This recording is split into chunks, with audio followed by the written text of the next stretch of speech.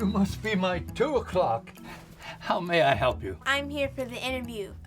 I mean, how to conduct an interview. Great. I've broken it down into 4 important tips. Grab a pen and sit down. Well, I will start with the first one. Effective interview questions touch on big, important subjects. Now, let's watch this film to get an example.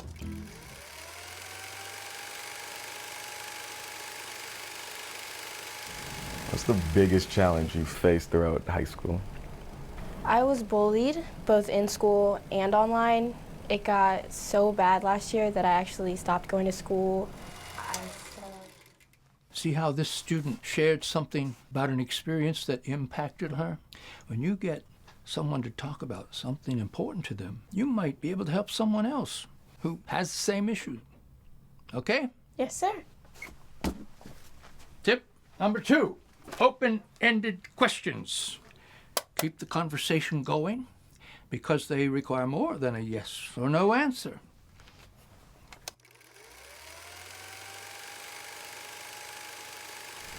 Have you grown as a person throughout high school? Yes. That was a closed-ended question, a question that can only be answered by a yes or no. And all the interviewer got as an answer was a simple yes. That was it. Now, let's see an open-ended question. How have you grown as a person throughout high school based off of something that happened to you? One time I was working late and I came home so exhausted. I fell asleep before I could finish my history project. Usually in the past I would have just taken the 0, but See what I mean? An open-ended question provides a more detailed answer. That's the goal here. Now let's move on to the third. After the person being interviewed answers, try to use a follow-up question. It makes it easier for the person being interviewed to continue the conversation on the subject. Now let's look at an example of a follow-up question. Describe how you felt on your first day of being a high school freshman. honestly I didn't know how to feel. I was very nervous. What were you so nervous about? I was definitely nervous about fitting in and meeting people because it was a new school and I didn't know anybody. I was also nervous. You see, you always get more depth in a subject when you key in on what the interviewee says. Now let's move on to our final tip.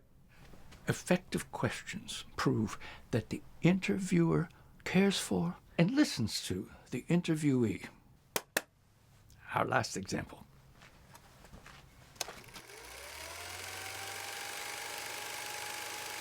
What are your plans for after high school? I want to go to college in-state because I know it's more affordable. I'm not sure what school yet. You see what he's doing here?